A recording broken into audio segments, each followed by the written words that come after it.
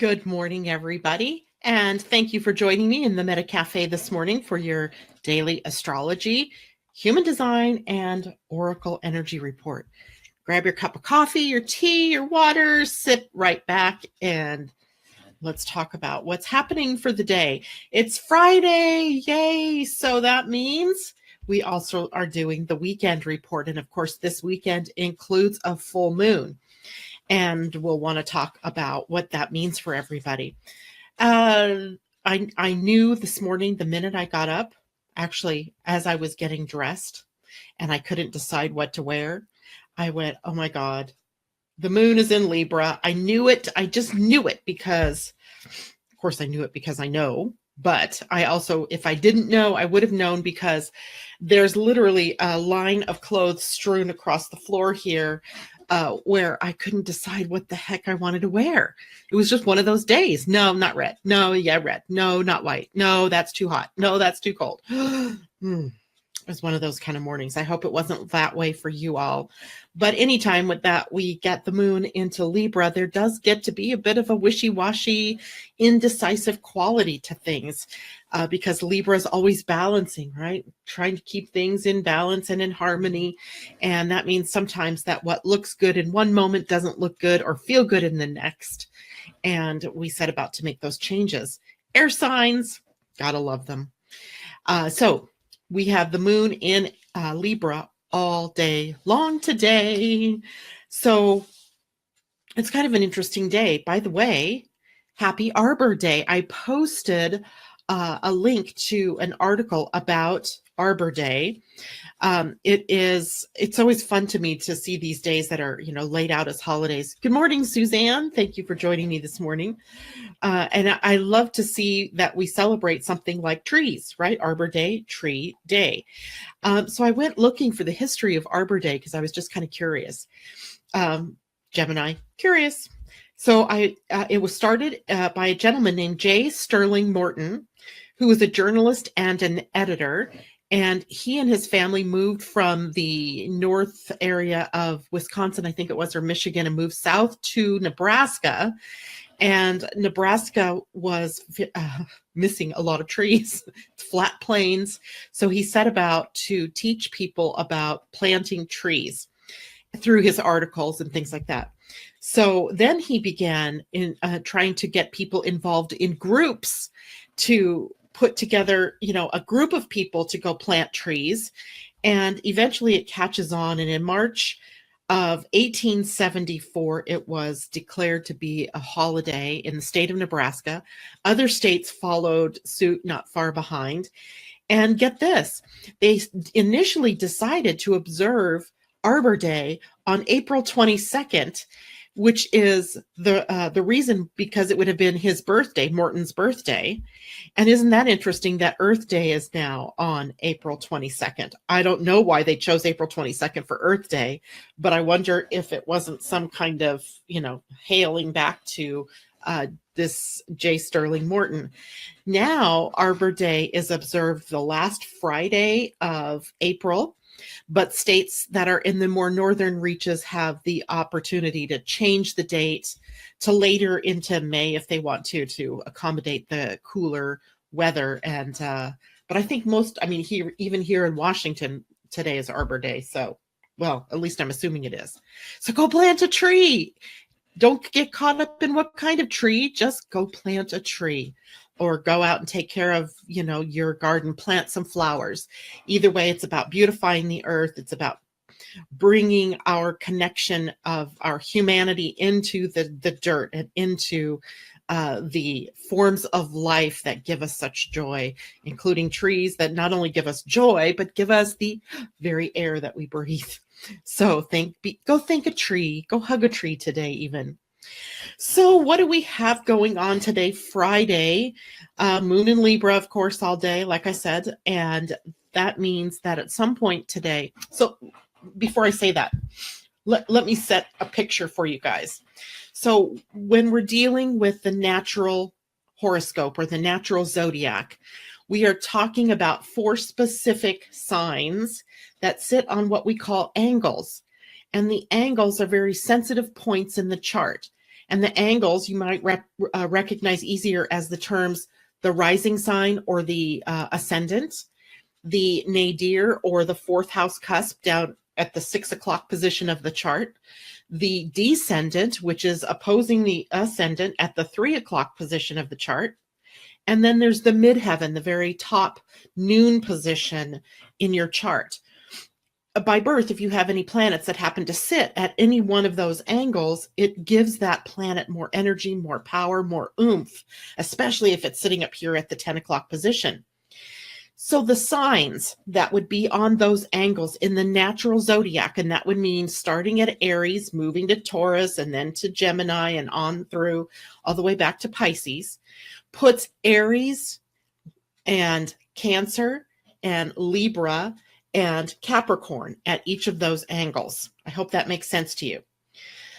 So anytime the moon is moving through Aries or Libra or Cancer or Capricorn, what we have right now is it's setting off squares, challenging energies to those planets that we already have in Aries and Capricorn. So for example, or oppositions to the planets that are in Capricorn or Aries.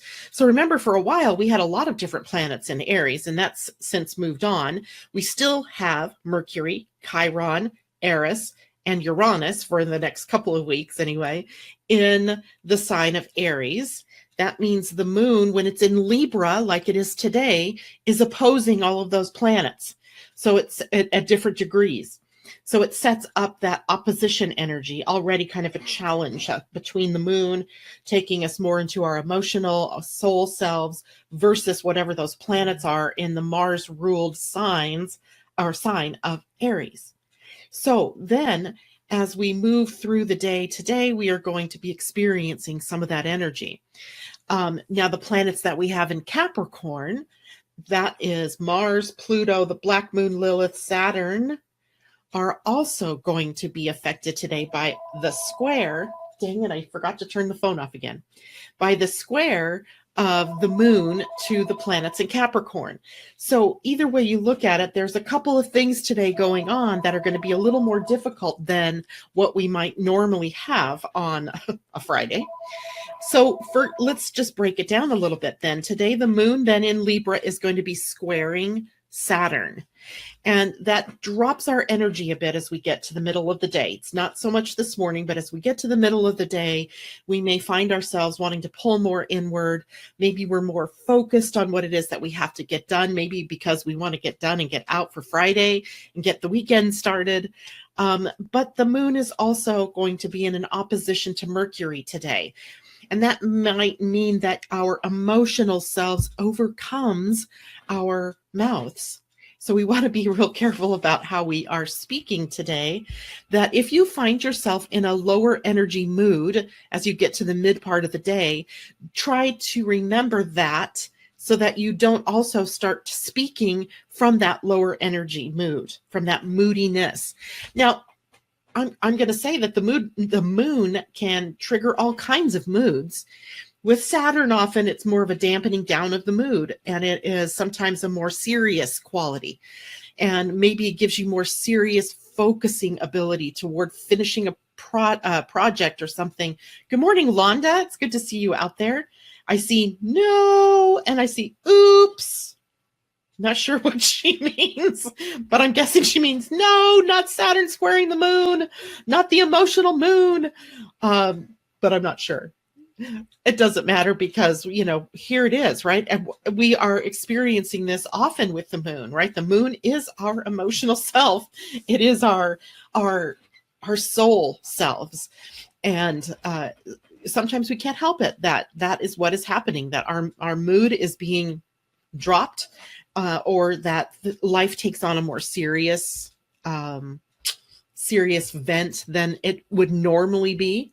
And that's okay, because the moon does move quick, right? She doesn't stick around, although, that there's going to be these degrees that she's moving through. So it may just be a more serious part of the day. Poops is watch my mouth. Yeah. Watch your mouths, people. Because if Mercury wasn't involved, I wouldn't worry about it. But Mercury and the moon are in oppositions, and that means that our words, our mind is taking on a more emotional feel. And Londa's having trouble with her fingers this morning. I love it. So anyway, just be aware. This isn't about, saying, oh, it's going to be a crappy day, because I really don't think it's a crappy day. In some respects, I think it helps us to focus in and get what we need done, get done with what we need to do, and then we can move on. But it might be a good day to also remember that other people aren't as aware or conscious, or maybe don't watch this show in the morning to find out what the day is going to be like. And they may be speaking from their emotions without being aware. So try not to get triggered by what other people and their moods may or may not do. Sometimes we think that other people are the reasons why we get into bad moods. Well, they may be the trigger. They may be the trigger to what your mood is, but you own the responsibility of how you express the mood, the energy. And today may be one of those days to keep your mouth quiet and your nose to the grindstone, get things done and go home. But remember, it is all up to you. How do you choose? For example, this morning, I could have chosen to be really irritated that now I have to pick up this whole line of clothes that I was taking off, putting on. But I think it's more humorous than that, right? So I'm just going to laugh it away. Why get serious about it? So what? So I couldn't decide what color to wear today. So I couldn't decide if it was going to be hot today or if it's going to be cold today. So if I was hot, if I was cold. So there's indecision. Try to be patient with people who are not able to be decisive as well today.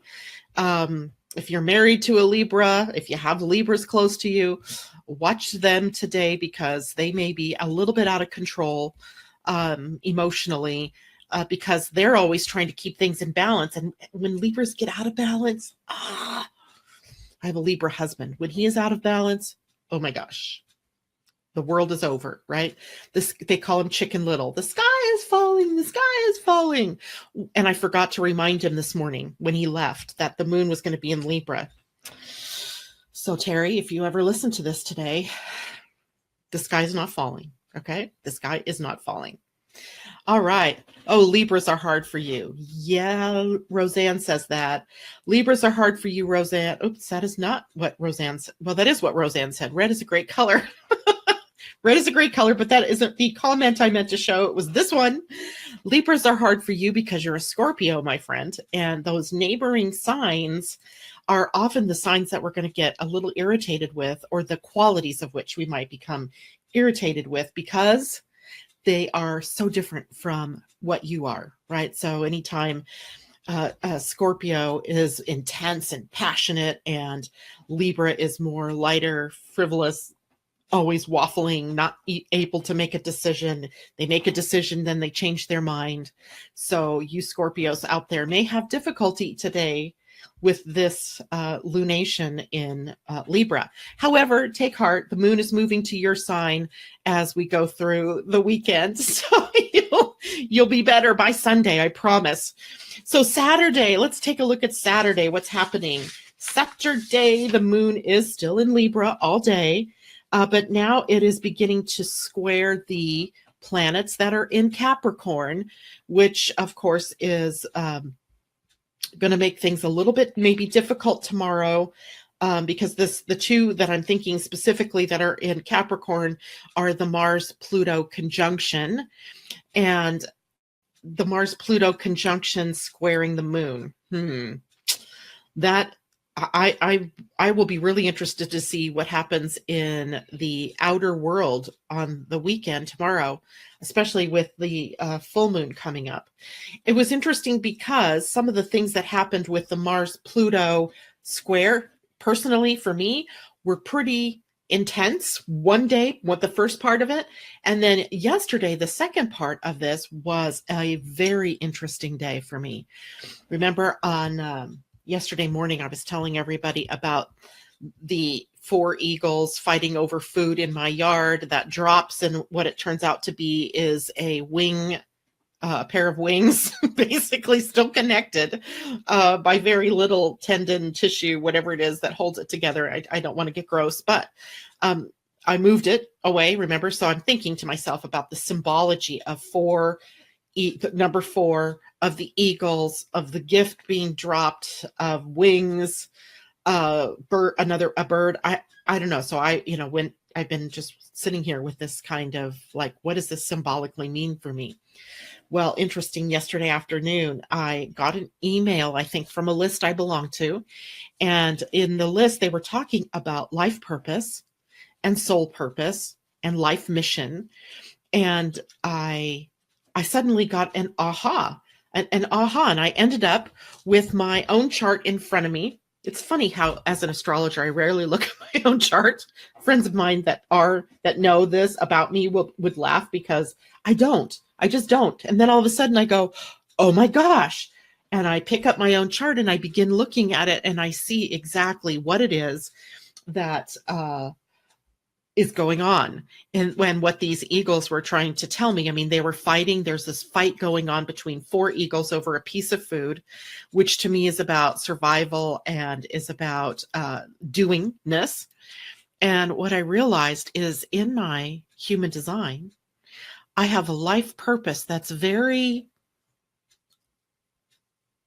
inactive, let's say. I have a life purpose that is active at times and then not active at others. And yet I have all four motors defined. There are four motors in human design. There were four eagles and they were fighting one another. And my four motors are always fighting with that other part of me. I would be a Gemini too, right? There's this part of me with this incredible energy, this incredible life force energy that I could put towards something. And typically what I'm doing is getting irritated with my life because I can't seem to make those motors work in a way that makes sense for me, in a way that, really where I can see the benefits from the energy that I'm expending. So when I really looked at my life purpose yesterday, my life purpose is so complete. My soul purpose is so much more quiet than those four motors would suggest. And it was a revelation in that moment about what those eagles were showing me for me. And there's more to it, more personal things that I don't necessarily want to share right now. But what it did make me start to do is to get out everybody else's charts that I happen to have close by and reevaluate the life purpose and the major conundrum, if you will, that's going on with people. And so sometimes that Mars-Pluto conjunction can really take us to a place where we are in receipt of some pretty profound information, let's say, about ourselves, or realizations, or psychological information, right? You just have to be willing to go there. And she's have a look at mine. Have a look. Marlene says, I've witnessed two fighting before. Yeah. Where I live, eagles are prevalent. They're everywhere. So seeing an eagle isn't the new thing. What is the new thing, or was the point that this was a message, was that there were four of them. They were no higher than about 15, 20 feet above me. And they were in a space. I mean, that's so small. Londa, you've been to my house. They were right off my deck and right out by the trees that are behind the house in front of me. And that means that the space that they were filling was incredible. And I could almost feel the air from their wings. And it scared me. It scared my cat. It was just a crazy, energy that had happened. And I knew that at some point it was going to be revealed to me what the sign meant. And this is how I play with life as a generator as well. So for those of you who are manifesting generators or generators, those outward signs give you something hopefully to respond to. And I'm not sure exactly how the response will work out, but I certainly did take it. And I used that Mars-Pluto squaring energy to bring me to some inner truths or inner ahas. And that continues today. The whole point of me giving you that story was that the moon today is now squaring Pluto, squaring Mars, and opposing Uranus. This is on Saturday. So I expect that there will be more of you that, become aware of some key information about maybe what your soul's purpose is, maybe about what your life purpose is. how maybe you've been living your energy incorrectly. Who knows, right? There's so many things that could be coming up for us right now. And isn't it all right and perfect that this is happening in the shadow of the full moon? The full moon occurs at 5:58 p.m. West Coast time, 8:58 p.m. East Coast time. So the moon will be rising pretty early here, so I'm not sure, it won't be as grandeur looking as probably for you guys on the East Coast. It'll be darker for you as the moon begins to get to its fullest. But it will be a beautiful moon, and it will be a beautiful symbolic releasing of something, right? Something being released, because we're across the Taurus and Scorpio axis, the sun in Taurus, the moon in Scorpio. And those two signs hold on for dear life, often to grievances, to emotional hurts, to relationships, to jobs, to people, to things. And of course, a full moon across your sign really almost forces the need for release, for letting go. And it may be that you let go of something through an epiphany or a revelation that happens. That's the beauty of the full moon. It can be something that comes into completion. It can be something that is revealed, like an aha in the moment. So releasing across Taurus and Scorpio sometimes is about some of the deeper hurts that we have, some of the deeper energies that we are not willing to face, the dirt, right? The dirty laundry. And if the dirty laundry isn't serving you, then let it go. Wash it. You can't see it. It's out of sight here, but my laundry basket is overflowing because the weather's been nice here the last few days. And I have done everything I could to be outside. Moved my computer outside, worked outside with clients. Why do I want to be inside on a beautiful day? Because here we are today, back to clouds and cool. So I'm glad I took advantage of that today. I'll do laundry. Anyway, so the weekend itself will be an interesting weekend. We still have some of those real conflict and confrontational energies there. The power struggles, the control measures are still in place, now being triggered by the moon. And wouldn't it be nice to let go of all of those things that are stopping you from being who you really want to be? I was thinking about that in terms of my new mantra here, which there's a new friend I have on Facebook. His name is Barnaby something or another. Gosh, I can't remember his last name, but he goes by Bob. And he is the one who called into the radio show on Tuesday and told me what his mantra was. And I'm adopting his mantra, which is, I am living a gentle, joyful, loving, and abundant life. And I'm going to remind each of you that every day. I'm going to remind you that that you can adopt that as your own mantra, if you will, and stay out of power struggles, stay out of the control. What are we trying to control anyway?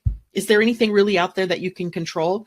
The only thing you can really control is your own reaction, right? Your own way that you respond to what is showing up in the world or in your own life. So be responsible to create the gentle, joyful, loving, and abundant life. And Roseanne says, I'd love to release physical pain. I will. I would love for you to be able to do that as well, Roseanne. And I'm just going to hold space for you to release that pain. And why not at the full moon release your attachment to that pain? I mean, I don't mean that in a bad way, by the way, that you're attached to your pain, but release it. Just let it go. Why hold on to it? Has it taught you? Have you learned what it's trying to teach you yet? I can't remember what pain you're dealing with. I think it's back. Is it back pain? Which takes me to Leo energy, which is about living from your heart's desires, living a life of love. So maybe you really need to let go of anything that isn't in resonance with gentle, joyful, loving, and abundance. We'll see, because I'm not sure it was the back, but you can let me know, and you can privately message me too, because I can't remember exactly what it was. All right. So the weekend itself, Probably a pretty good weekend if you are open and not being taken down into the seriousness of Saturn being engaged today and Pluto and Mars being engaged tomorrow, and at the full moon, Saturn being engaged. Neck and jaw pain. Whoa, whoa, whoa, neck and jaw pain. So Londa, who's also the bomb healer, Roseanne, I wish you lived here in the Pacific Northwest, because Londa would fix you up toot sweet. And neck and jaw pain, maybe I can connect you to somehow, and you could work through that. I'm not sure. The neck pain feels like burdens, that stops you from being able to turn your head. Jaw, don't know, jaw. Don't know. So maybe somebody who does know can do that. Also, I would love to thank Suzanne Fulmer, who is our resident. Can I call you a witch, Suzanne? I don't, a pagan. Let's do that. I don't like those words that have this charge on it. But she's my go-to gal when there's something coming up that has to do with celebrating the earth and the old ways. And of course, we're coming up to Beltane. And I asked her a few days ago to post up some information if she wanted to on Beltane. And boy, did she come true. She came through for us. There is a bunch of information that I posted. She posted it. It's from her. But I guess because it's my page, I actually have to go through the process. So I posted it up from her, all about the different ceremonies and rituals, the different things themes of the day. And literally that is coming up as we move into early next week. It's usually around May 1st. I seem to remember Beltane at some point in our lives was also around May 5th. I don't know if it wobbles or how that works, but at any rate, I love the old religions, the pagan religions. I love the way they celebrate the earth and the seasons and live close to the land. There's something about that. I'm getting chills. Woo-hoo. No doubt I've spent many lives as a pagan or living from the nature religions. So take a look at that information. It's on the Living Astrology Facebook page, or she posted her page, which was, oh gosh, I'm going to botch it up. Suzanne, where are you? Suzanne, it was the coven of something. Good morning, Suzanne. If you are there, can you post again what the coven name was? And if she does it, I will post it up here. Let's see what conversation is going on here now between Londa and Roseanne about jaw. The jaw is linked to liver, gallbladder, and anger. Ooh, I can see that because, we get mad or tense and we clench our jaws, pull up our shoulders, up under our ears. That would affect the neck too, I would bet. She's been angry with pain. Wow. Well, Londa and Roseanne, I'll leave it to you two to sort that out. I think that's wonderful that we can make these kind of connections, and our bodies are really always showing us information, key information about what is going on in our lives. All we have to do is be open to receive, open to hear. And let's see, is there something else I wanted to share before I get to the card that I pulled? I'm just making sure. Yep, I don't think there's anything else that I needed to share there. So I pulled a card this morning. I saw the card. I haven't read about the card, but I saw the card. It's one that we've seen before. And the question that I asked is, what is it that we can all release with this full moon, or have revealed to us for this full moon? And here's the card.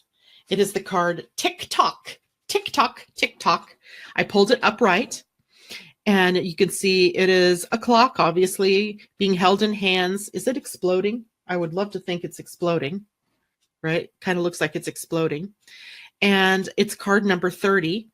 And again, this is the deck called The Wisdom of the Oracle by Colette Baron Reed. And lovely deck. If you haven't got your own deck, get it if you can, but I think she also, if you go to her website, I believe this deck is available for you to do like an online draw.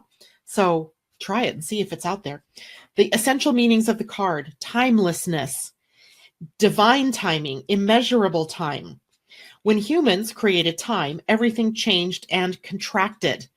People have come to look at life in a linear way, imagining that the past is behind them and the future ahead of them. But what if that isn't true at all? Ooh, good thought. What if everything, creativity, beauty, chaos, and order, and healing, that's my own word, were happening now in a glorious timelessness? You have all the time in the world to co-create the life you desire, so release your agenda. Let go of your need to shape each moment to your expectations, knowing that what is yours will never be withheld from you. Miracles are here right now and always show up when you need them, right on time. So the relationship message, I'll read that part today too. Love, the fulfillment of desire, and even the body's reproductive cycles have their own timetable. Some things are preordained and cannot be coerced. Everything has its season, its divine and appropriate timing, especially when it comes to matters of the heart. Remember that you always have enough time for love, to find it, to nurture it, to give and receive it. Its clock is eternal and ticks according to the beating of your heart, in perfect rhythm. Isn't that wonderful to know? Love is always right on time. That reminds me of a song. Your prosperity is co-created by your endeavors as they occur in human-made time and the eternal efforts of your most important manifestation partner, Spirit, in a divine, measureless time. So keep doing what you're doing. Stay positive and make a commitment to remain in high vibration thoughts and feelings. If you heed the message of this card, it will seem as if you will align with your highest calling and your highest good in no time at all. Like magic, my favorite thing. So what's all the fuss about not having enough time? The prosperous life that is yours will never pass you by. Love that, right? Tick tock, tick tock. So I think that's a great way for us to end our time together today. I will be with you again on Monday morning, where we'll take a look at not only the week ahead, but we'll take a look at what is lining up for us in May. May is going to be fun, a fun month. Love you, sisters. Gotta go. Bye, Londa. Thank you so much for being here this morning. And let's hope that all of you find peace during this time, this weekend. Find joy, find love, find balance, living your gentle, joyful, loving, and abundant life. When you see me looking down, I wrote this on my calendar. I have a desk calendar. You can't see it, but I wrote that there, so I will always remember that. Thank you, all of you, for being in my life and for allowing me to share my stories and my wisdom with you. I love you all, and we'll see you all Monday morning. Take care. Bye, everyone.